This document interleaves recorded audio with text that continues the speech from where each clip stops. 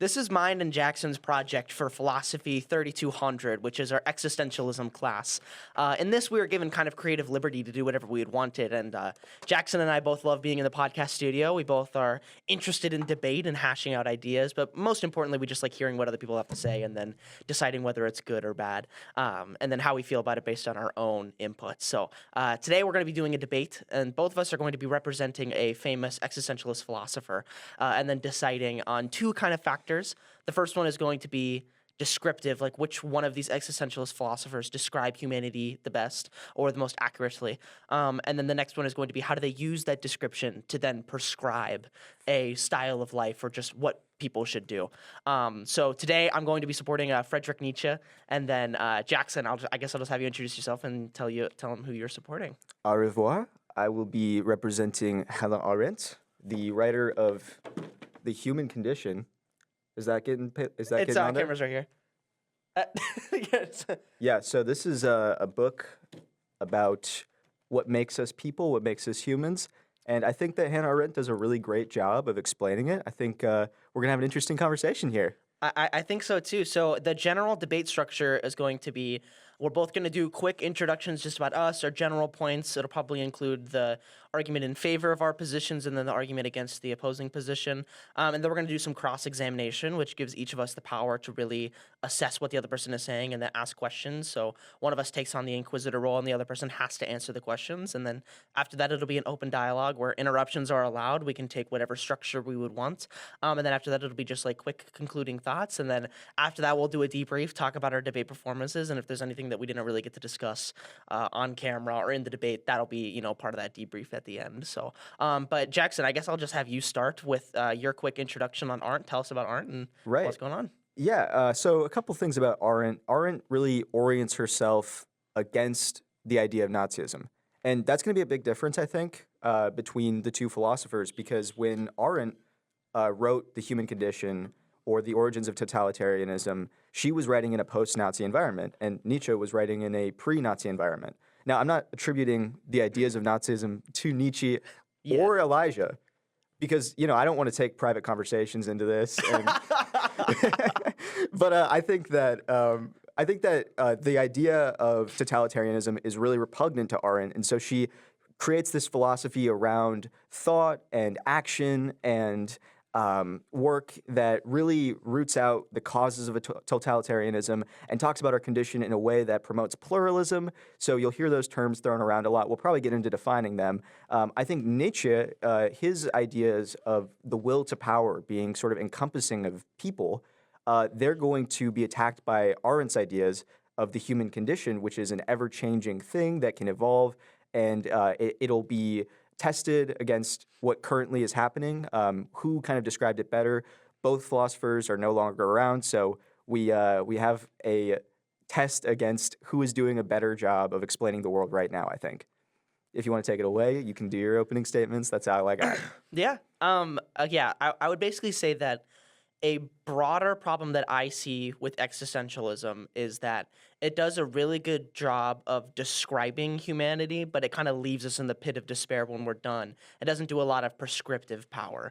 I think that Nietzsche's strong suit is that, unlike a lot of the existentialist thinkers that we're talking about, and including Arndt, is that it doesn't leave us a lot of room on where to go, what we should do next. And I think that Nietzsche describes a very strong boundary with the slave and the master dialect, and says, you should be pursuing this master mentality and avoiding this slave mentality. So I think on the prescriptive end, things get just a lot stronger. I also think that on the descriptive end, there are a little bit of strong shoots with some of the vocab word, just some of the ways that he describes the slave mentality, like with herd mentality, or the way that he uses kind of like religion to describe how people cope with some of the systems that they're in. And then we'll get to some of those examples too, but I would say that the biggest problem that I have with Arndt, or especially when it's compared to Nietzsche, is that I think that Arndt talks a lot about vocab words and will make distinctions between behavior and action, or make distinctions between labor and work.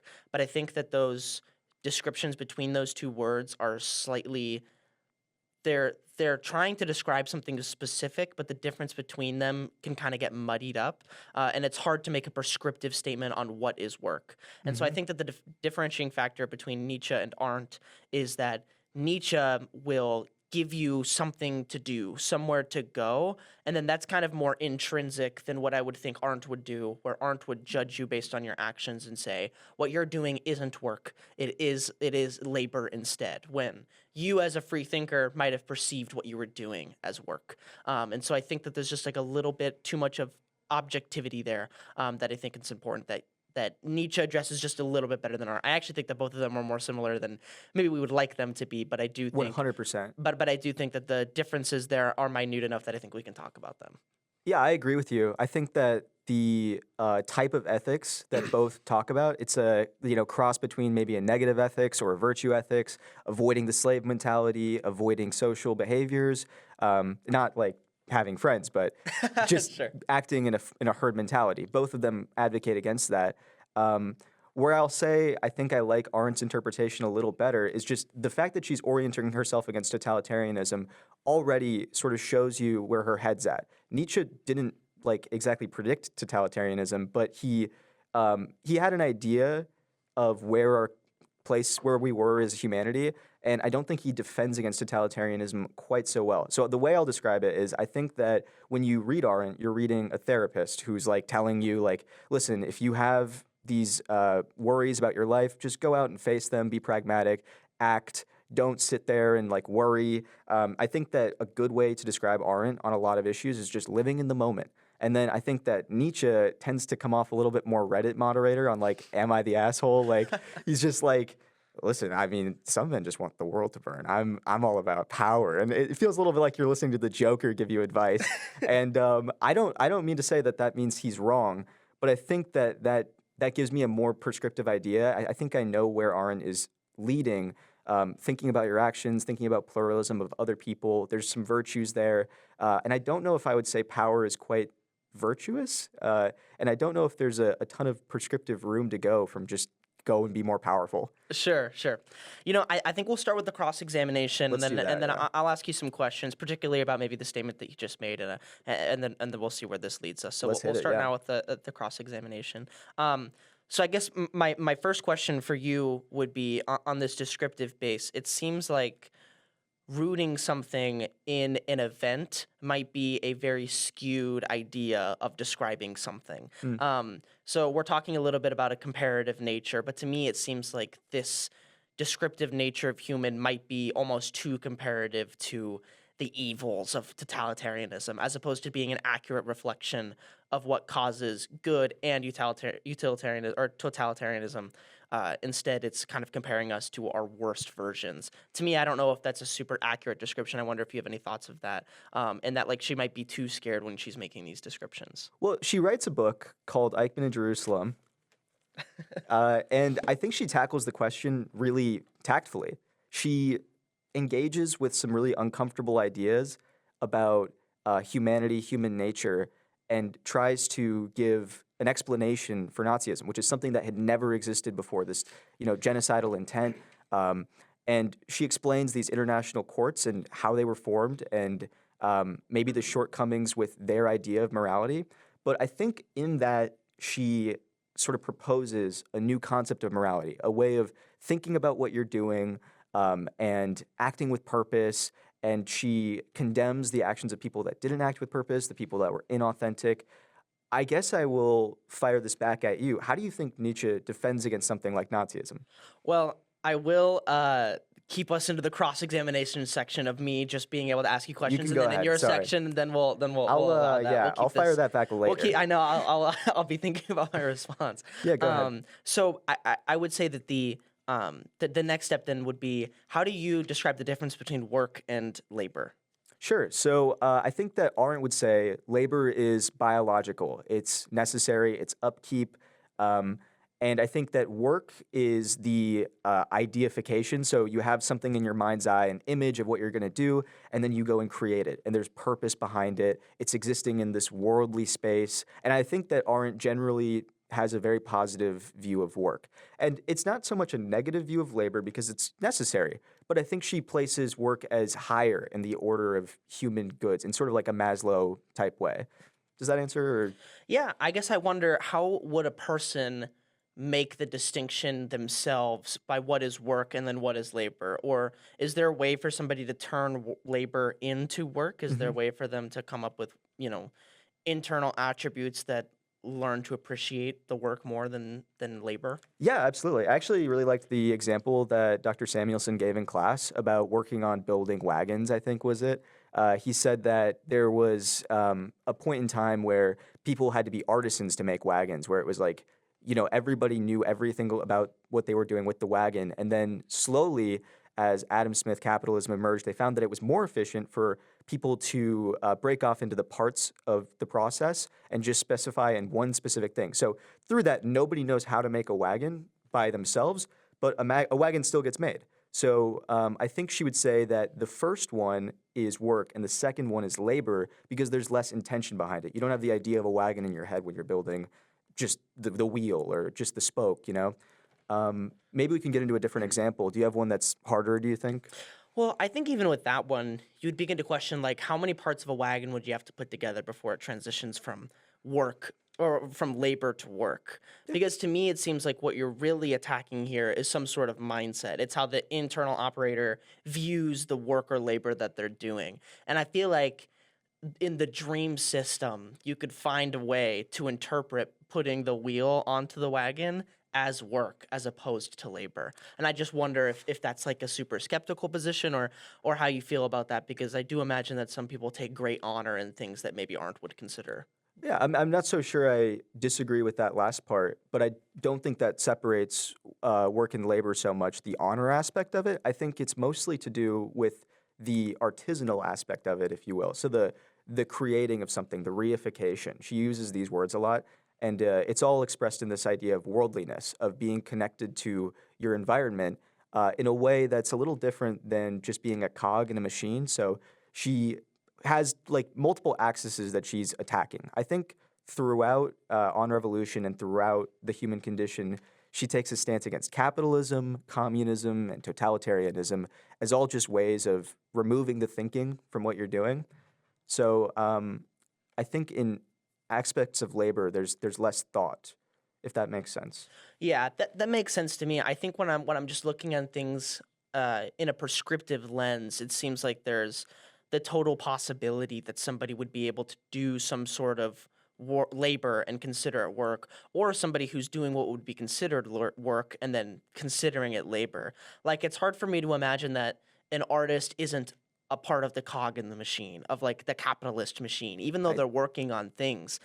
It seems like when you're defining something, you could always just like expand the circle to include more and more people. And then you ask the question that I end up asking, like all existentialists, it's like, where do you go from here? You know what I mean? Like, this is where I'm saying it loses a little bit of the prescriptive power, Right, because right. the description that you're talking about seems kind of loose, and I it's hard agree. for me to find, like, how do you actually convert labor to work if some people are able to consider easy labor work and some people are able to consider like really hard labor not work? You know what I'm saying? Like, how do I you think Arendt prescribe? agrees with you actually in that there's huge problems with modernity and capitalism where they remove that aspect of thought and feeling connected to what you're doing and instead make you feel like a big cog in the machine of capitalism. So even artists who are supposedly doing work will end up feeling like they're just doing stuff because it gets them money, which gets them to live. And I think that Arendt finds that to be an attack on where work exists in society and where it should exist. I think she wants it to be on a plane above labor, and she says that when it fails to do that, well, then it's more like a science, and that's kind of sad to think about? Yeah. Well, I just think that the dream would be to be pursuing a life full of work, a Hmm. life impossible of labor. But I don't think that that actually has anything to do with the literal things that you're doing. It might actually have to do with your perception of the things that you are doing. Like, can we turn washing dishes into work? Can we turn cleaning the house into work? It seems like there might be a mindset that maybe is delusional or maybe is inaccurate to the world, but would serve as a really fulfilled person in Arndt's eyes if they were able to convert things that are definitely just labor into work. Maybe not in Arendt's eyes. I think she would see that as acceptance of like a lower tier of living. But back to the prescriptive element, as far as morals go, I think Arendt does tend to avoid saying that they're action guiding so much. I think she would genuinely say that there's more to just virtue ethics, or maybe a term of negative ethics, where being moral as a person might not make you happy, but it's something that you should try and do just by thinking and caring about plurality.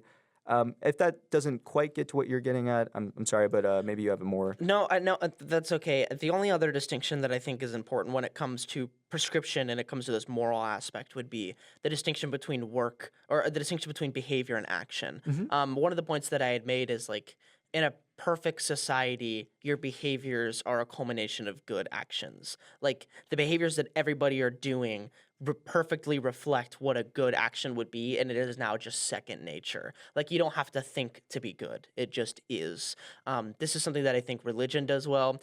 In a perfect world, a totalitarian regime who is set on making people really good people might be able to accomplish something like this. I guess I just wonder, like, is there an inherent negative to working under a behavior, or is action always better than behavior? I wonder what the distinction is for you. So I'm not totally sure Arendt would take a strong stance on whether action was good or bad, if that helps. I think that action could lead to good or bad outcomes, but ultimately it's the highest form of human activity, is maybe what she would say. Right. And so then how would she feel about behavior? Because I think that what Art ends up saying is that anything absent of thought is probably not what you should be doing. You should be thinking and willingly doing things as much as possible.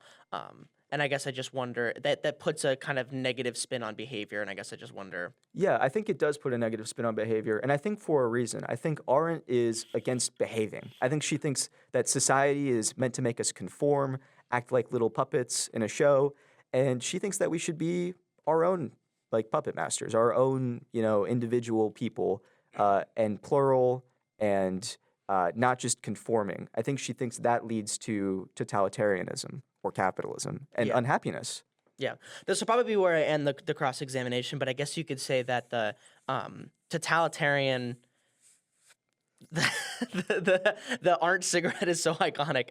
Thank But you. Yeah, it's in interviews. I saw her doing it, and I was like, I have to. it's like an iconic. But if you're not going to be Arndt if you're not smoking Right. on camera, I guess I would say then that the it seems like the totalitarian leader, if we're talking about like the Nazi, is going to be the person who went outside of just behavior. If anything, in the Nazi regime, the people who weren't behaving were the people leading the charge. And so I guess, like, obviously just following is going to be bad, but it also seems like action needs to have some sort of movement forward, which I don't think Nietzsche will defend very well either. But I do think that both of these run into this kind of problem. That's okay. Yeah, there's a bottleneck between what action looks like and what's a good action or how it should be performed.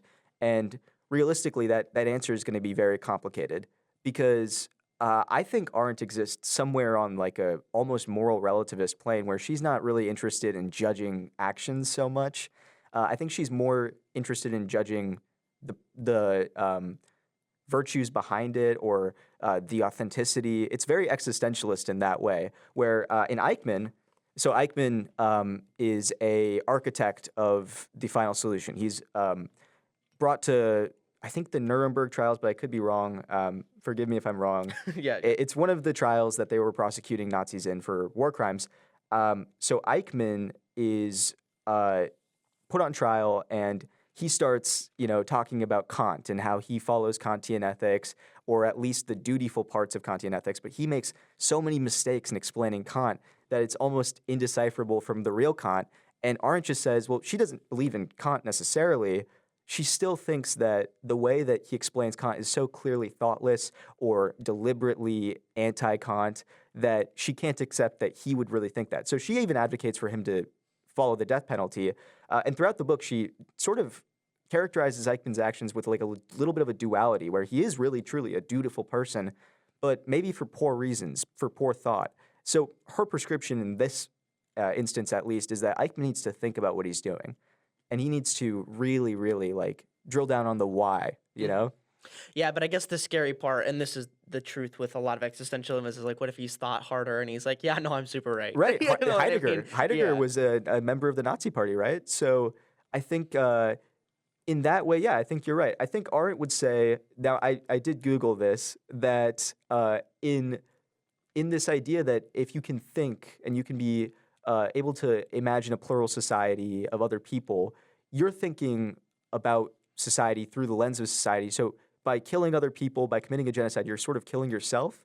And I think she would say that nobody would advocate for that or actually pursue that. So I think Arendt would say it's impossible to be really thoughtful and also atrociously Immoral or- genocidal. Sure. So I'm not sure it's a complete answer, but it is the answer I think she would give. Yeah, no, you're probably right on that. I think we could switch over to the other cross-examination. Yeah. So I guess my question to you, first and foremost, is what do you think Nietzsche would do to push back against Nazism? Do you think Nazism is evil, or do you think he would think it's evil? I would say I think this would go back to kind of the idea of what he's talking about when he's making the distinction between a master and a slave mentality.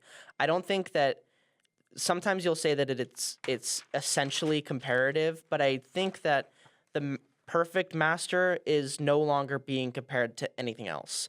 It's like this like total acceptance of responsibility so much that you're relieved of everything. Like you just have like the perfect free will, like the perfect ability to will onto other things and yourself what it is you will to do, I guess. And then that's like really what the master is and really what the slave is. And so I don't think like I would say that like one of the I think it was Heidegger who was talking about who was arguing against Nietzsche, saying that Nietzsche is essentially comparative in that like the masters are reliant on their slaves to be masters.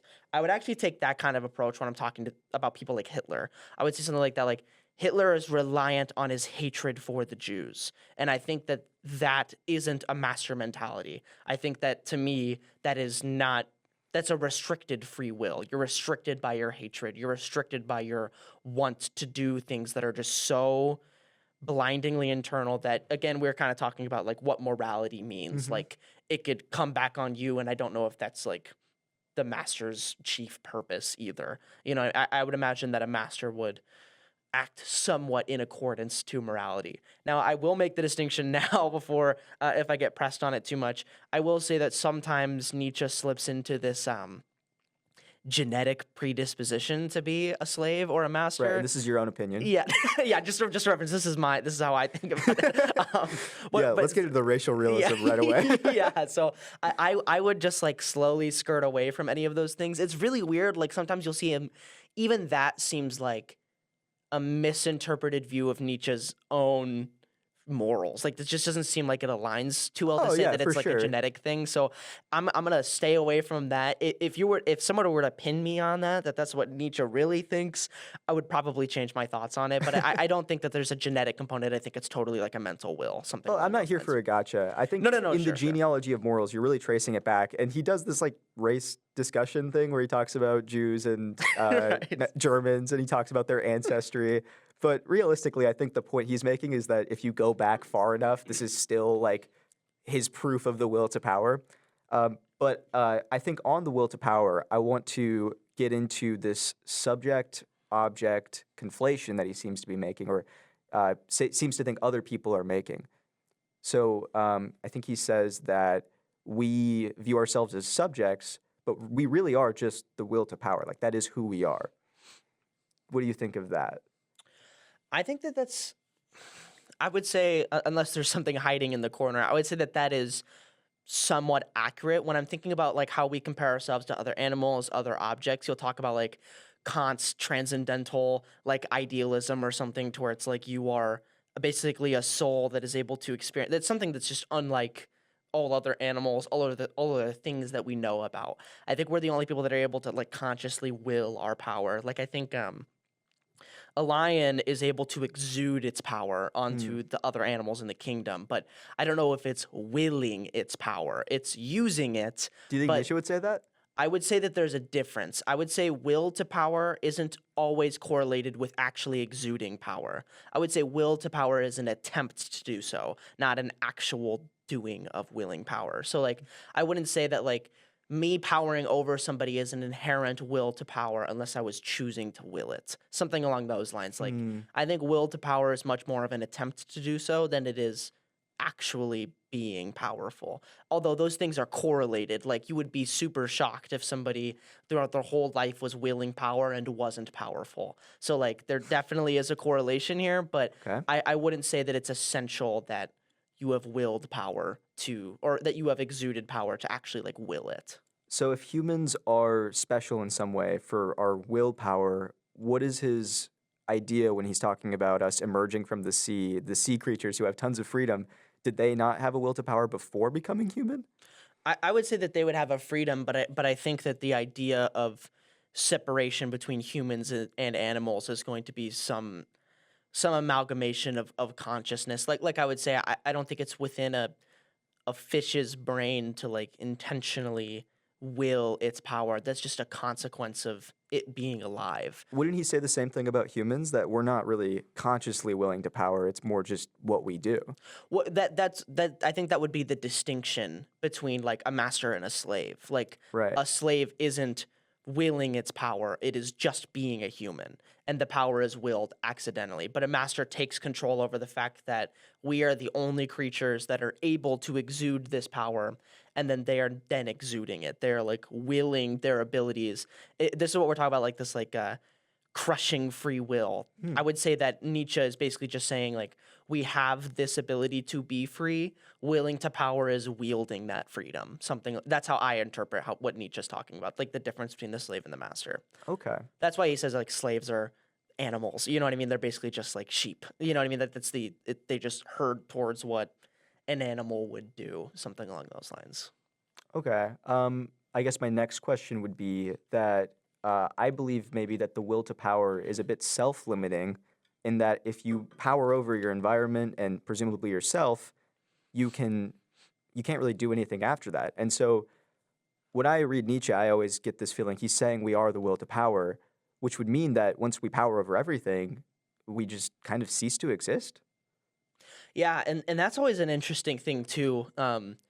I feel one, I would just say that all prescriptions have an end. You know what I mean? Like all prescriptions, you can only prescribe until you've done the prescription. So that would be my first thing. I would also just I would be skeptical of a person who is fully out of things to power over because I think you can always power over yourself in some way.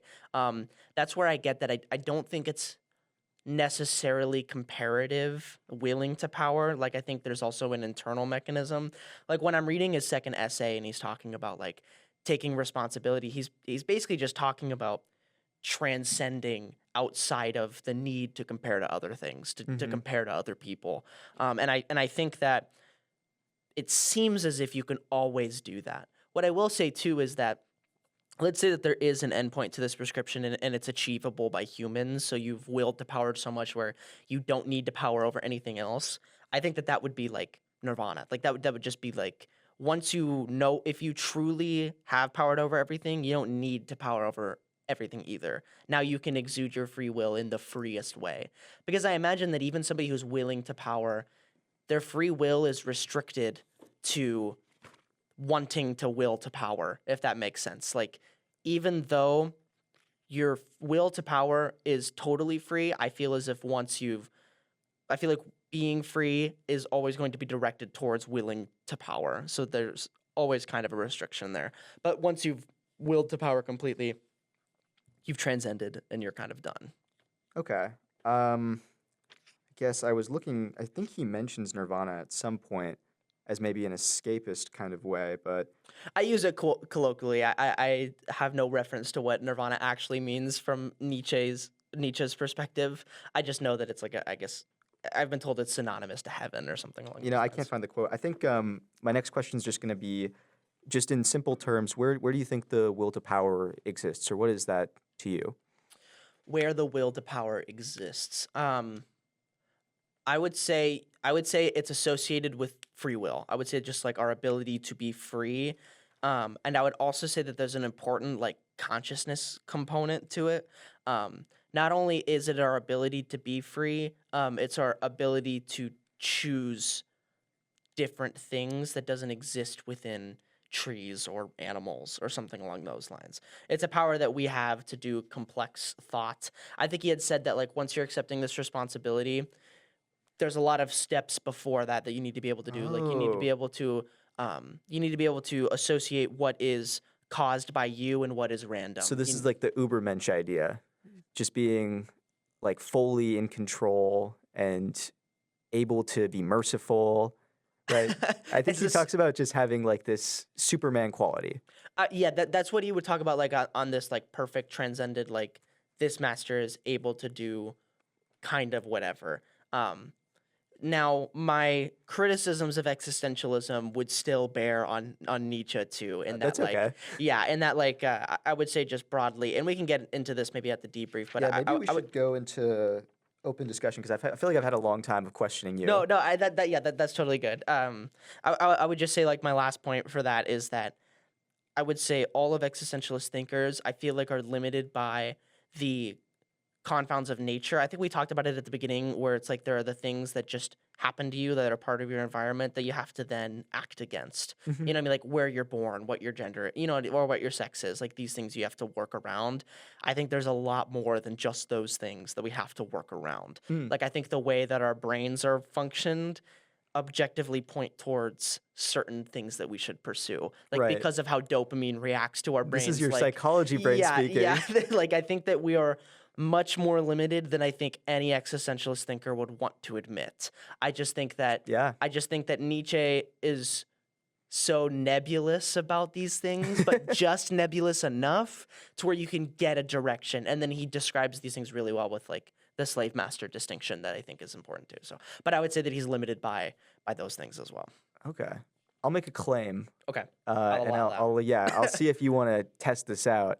I think Nietzsche, to use a psychological term I learned, is gaslighting you. that. Okay, Okay. right. I think that his genealogy of morals is fairly smart and well understood with history. And he's a classical student. He studied all this history. Um, I wonder, since it's not really falsifiable, you can't go back in time and see when these words changed meaning or when they became virtuous and instead of slave words, right? Things like humbleness.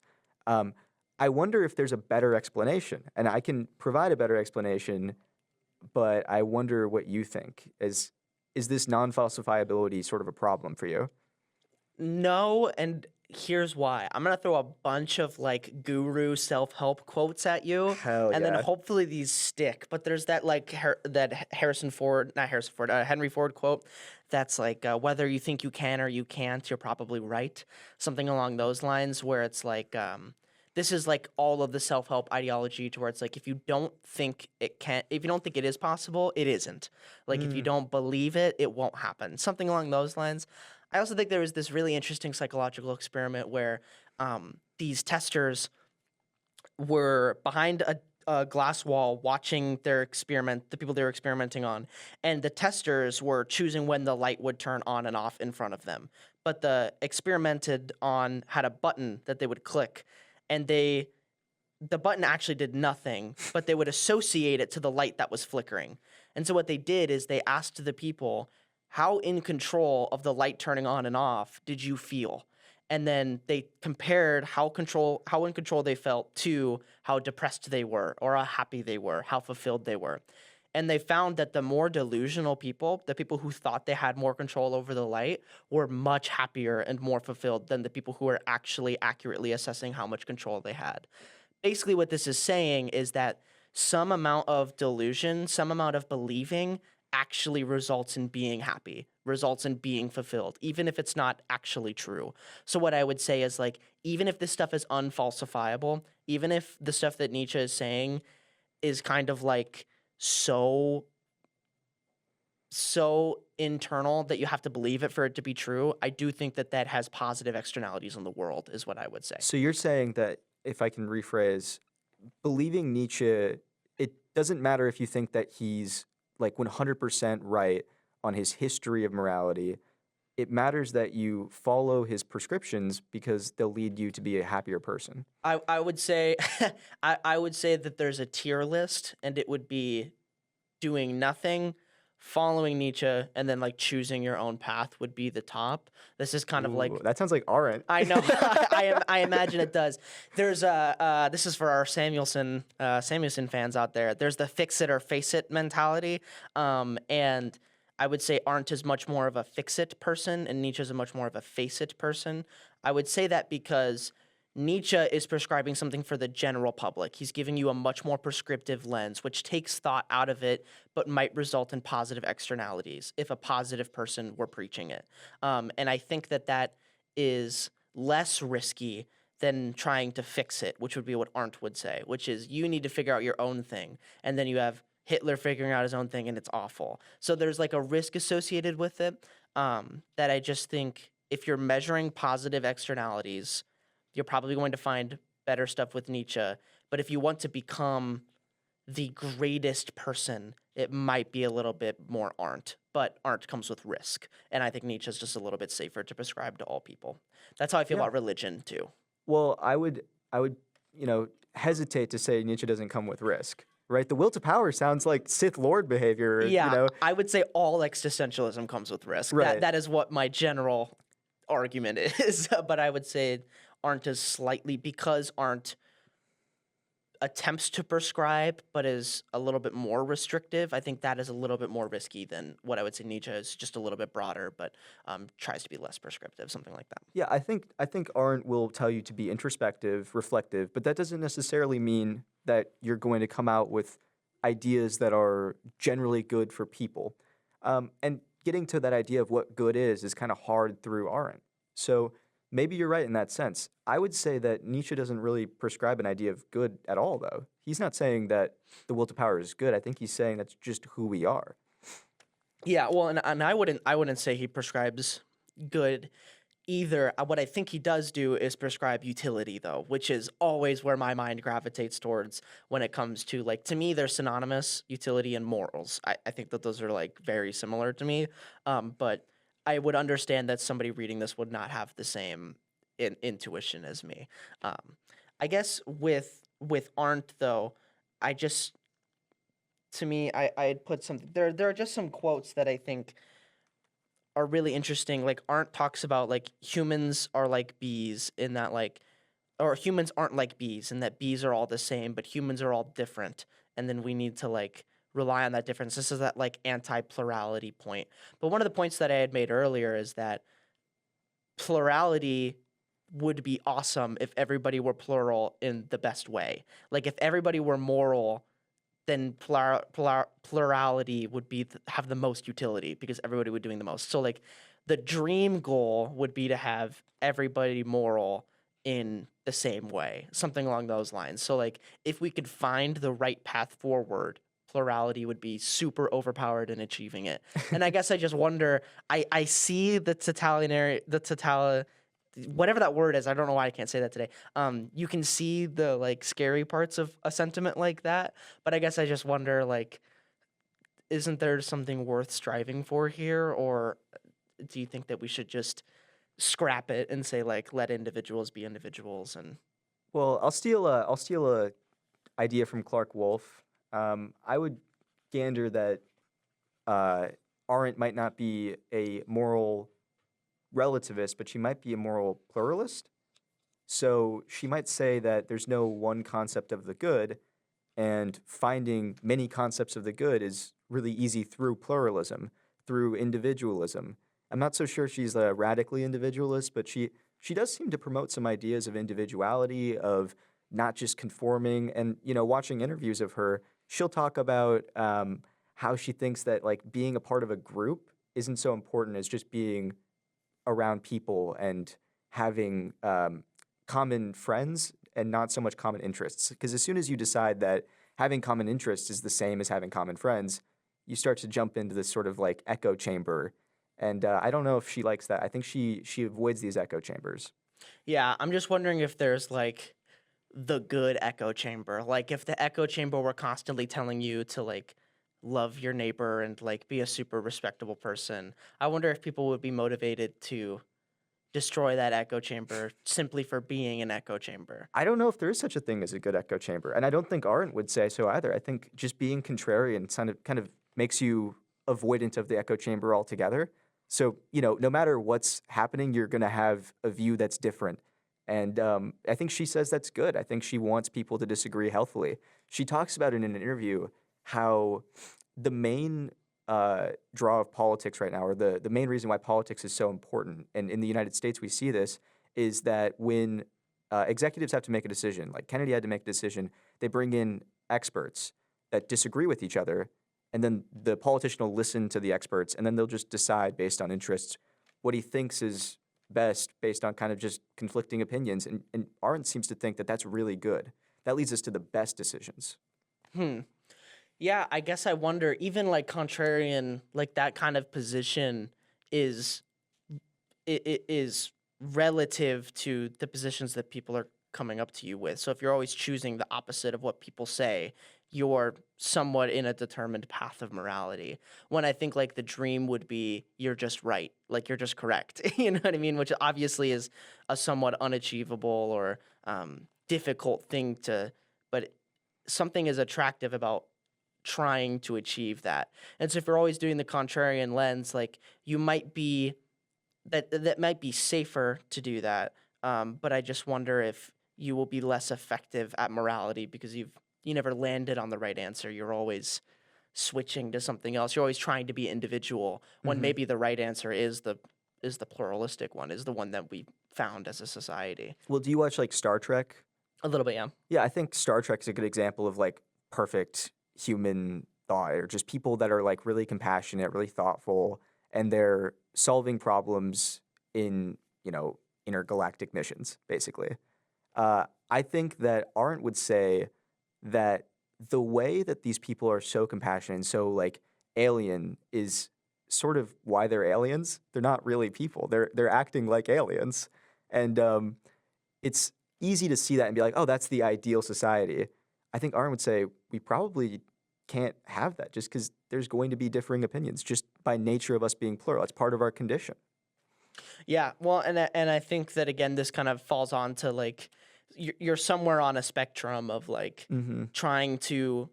All of philosophy seems to be somewhere on this spectrum where you're trying to find there's a right answer somewhere, but you might have to purposely shoot under it because by trying to find it might cause more damage than accepting where we are. I agree. Yeah, I think that's a really nice way of putting it. And I think that whatever distinctions, I think existentialism plays really on that safer end. Like it really sets the line of like we shouldn't even be pursuing a right answer because of whatever risks might be associated with it.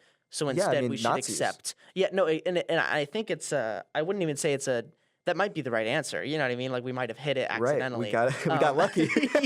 yeah. Elijah, this is going to go on YouTube Shorts. Existentialism is actually as far on the spectrum as we can get. But I do think that it comes with a concession, and you always have that thought looming over, like, dang, maybe somebody was right, and we like ignored it because we didn't want to force a prescription on people or something like that. So, but I think we should conclude and give some closing thoughts and arguments. So if you want to start, you can go ahead. You need to start. Well, just to summarize, I think we got kind of deeper into what Arendt means by action, a little deeper into her prescriptive elements, just being a plural society, having disagreement in a healthy way, and I think in that sense, she plays the role of that therapist who's just telling you to live your life in the way that you want, be conscientious, be thoughtful. And I think Nietzsche, on the other hand, is taking a more assertive position. We are the will to power. We will try and gain power and become Übermensch. And I'm not so sure I can fully understand that perspective as well. But I will say Elijah did a great job arguing it. So really appreciate you having me here. If you want to give your closing thoughts and arguments. Yeah, I would say that just to close things off, I think that sometimes it can get a little difficult to separate general existentialist thought versus our specific positions. And I think that with Nietzsche versus Arndt, I think that, like you said, Nietzsche just does a little bit more specific of a job of setting up an ideal. I think Arndt can sometimes be a little bit nebulous, a little bit harder to follow on like what is work, what is not. But I think that everybody, especially who is into like self-help culture, is able to read Nietzsche and kind of understand what he's trying to say.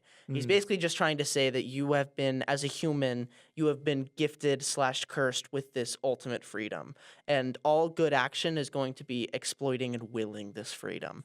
And I think that that is just, it's a really positive prescription once you take out all of the race realism or the or the genetic components of that. You know what? And Elijah was telling me earlier that he thinks that That some I of the think best passages of Nietzsche are the most misunderstood. I was saying, I'm just asking questions, okay? You're just asking questions. So I do think though that there's some value in that. I think it's a positive, uplifting prescription, and I think that when I was done reading Arndt, I just felt like Just it's empty just inside. floatless. I just felt like, damn, I guess I'll start working. I guess, you know what I mean? It was just hard. It was much harder to grasp. But I do think that both positions do a good job of doing what we're talking about. I mean, it's if just you- one is a little bit more. If hard you get than the done other. reading something and you don't feel like shit afterwards, Did you is even that read even it? good? Like, do you want that? Right. That's the existentialist angst, I Is guess. your to self-help make just their- supposed to make you feel good about your life? See, this is what I was talking about, though, with that light switch stuff. You know, it's like believing that you can makes you a happier person, I guess, even if you're just delusional. I would just try and sleep. Yeah, that's yeah. I'll sleep for dinner.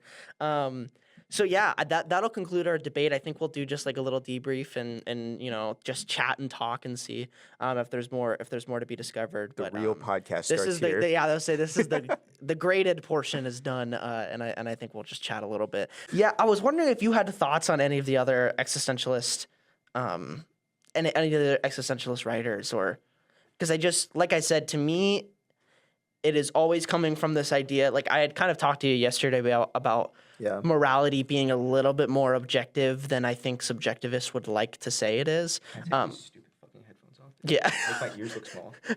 your ears are small. I think your hat makes your ears look small. Dude, the hat is not the problem. Yeah. But I, you know, I was talking to you yesterday about morality being a little bit more objective than we would like. That we are much more limited in what we should do than maybe we would like to be. And I guess I just wonder. I think all existentialists again take that kind of safer route and face it instead of trying to fix it. And I wonder if there's more gains on the table if we were to pursue something else. But I didn't know if you had other thoughts on other writers or thinkers. Oh, on other writers. Yeah, like other existentialist writers. Maybe you can give me somebody and I can give you like a quick thought on them. I think one of the really interesting ones is when we were talking about phenomenology. I don't know. This is like a vocab word that I throw around now in like my normal dialect because of this class. Dude, that's so fun when you're at parties. When and you just unlock, drop when you phenomenology. yeah, when you unlock a new philosophical term. I really think that this distinction is important to where it's like the reality versus our like reality of the world versus our perceptions of it. I think this talks a lot about this, like really hits at like there might be the existence of the natural world, but maybe we should just focus on the way we view it. I Right, think that's yeah. a really interesting prescription. But I also think focusing on the fact that the natural world is likely real and we should work around that as well. You know what I mean? Like, I don't know how beneficial it would be to believe that being unhealthy will make you happy. You know what I mean? Like, there's a real world implication of how the real world actually works that should limit you from having those thoughts, even though you're free to have those thoughts. Yeah. Yeah, I mean, my big problem with existentialism right now is that the focus is on describing things as they are. It's phenomenology. And when you do that, a lot of the time these philosophers will come up with words to describe our life, you know, being towards death, but baked in them is some moral claim, right? If you listen to Arendt, she's not just saying like, whoa, you don't really know if action is good. It could be good or bad. She's giving you an idea that when you're an active person, you're doing things right. Yes, dude. And And- this was a big confusion for me at the beginning of class because existentialism is a significantly less prescriptive form of philosophy than all other types of like ethics. Right. It's not, virtue ethics, not Yeah. So deontological. I understand that, but it's really weird to be like presenting yourself as something that doesn't prescribe and then very obviously prescribing things. Right. Well, the problem is that these definitions, they give you this idea, well, oh, we're just describing things. And then this makes sense because if we follow this idea, it means that we just have to be towards death. Well, when you say be towards death, you're already planting in some other moral system into that. It's like, I think when you listen to Arendt and her discussion, it really is disguised virtue ethics. It really is just her saying that being plural is just being respectful of others. Not being genocidal is just like killing is wrong. Like, sure. I mean, these are all different types of ethics, but she puts in like Aristotelian virtue ethics throughout her stories and her sprinklings. I think that in that way, she makes these like weird claims about our human nature that are moral claims. Well, yeah, and that's why I think though, it's really important. I feel like existentialism was made to combat other forms of philosophy. Like I can't imagine, like no way that existentialism could have been the first form of ethics that we came up with. I feel like it was a very reactive form of like oppressive philosophies were trying to establish a moral objective right and wrong. And then existentialist thinkers came in and was like, I don't think it's safe to be doing this. You know what I mean? It's a response, right? And I think it's a really valid and good thing. Like I said, if you're on that spectrum, it is really important to have people pulling you back towards the other end. Yeah. This like impossibility of, you know what I mean? Like of being able to discover what the actual truth is. It is really important that we're able to do that. But I think that existentialism has to operate as like an augment onto another form of philosophy. Like it seems like it's like a really restrictive, like I wonder how many existentialist thinkers are purely existentialists. They don't have other, like I feel like religious existentialism is such a good concept. Oh, it's kind of awesome. You know what I mean? Like religion has like so many rules baked into it. It has this like objective morality baked into it. And then you apply some existentialism thought into it and it just like brings you down towards that middle, so you're just not a crazy person. Well, the but you're OG more is likely to Pascal. be right. I think Pascal is the OG, and he does have one of like the coolest takes on existentialism, in my opinion. What are you referring to like in this conversation? Well, he takes on like an agnostic stance towards like whether God exists. Like he can't prove it, but he wants people to believe in God, and he has all these miracles happening in his life. So he just gives you the wager. The wager I don't think is like a super strong argument, but he does give some really, really interesting ideas out there in the Pences. Yeah, well, and this is kind of what I was talking to you yesterday about like morality. Like I think that if you accept the limitations of human nature and you allow that to make you some sort of morals, like some sort of rules, it seems like that matches really well with religion. I don't think they're correlated, but I just think that like you're accidentally right. And I think that this is kind of what I was getting at with like Nietzsche and like the dangers of that. I think if you were to take religion and follow it, and religion happened to be accidentally right, I think that's kind of a good thing. I think that would be better than trying to make up your own rules and being wrong or being like listless, just like floating around. You know what I mean? Okay, but that gets into like the idea of like there might be a more right answer, like a more nuanced thought, but maybe we should accept that some people aren't willing to put in that effort, and then religion is now good. Something along those lines. I kind of have Pascal a problem does with good both job. of those things. Just the idea that, well, I think utilitarianism and religion have this really similar quality where it's almost by accident that all these good things come out of them. When you're maximizing pleasure and minimizing pain, you can think of a lot of things that don't sound good, but a utilitarian will just tell you, well, no, it's a consequence of doing these things. If we're a rule utilitarian, you don't have unjust courts, right? You don't like harvest people's organs in the waiting line because these are benefits of having utilitarian society.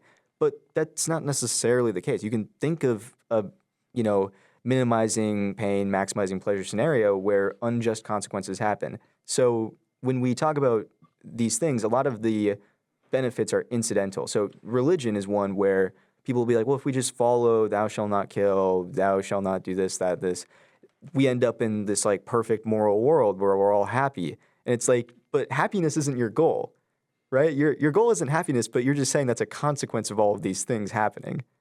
But then, you know, you talk about gay people and all of a sudden they're not so happy. And it's like, well, we followed all the rules. What happened? No, sure.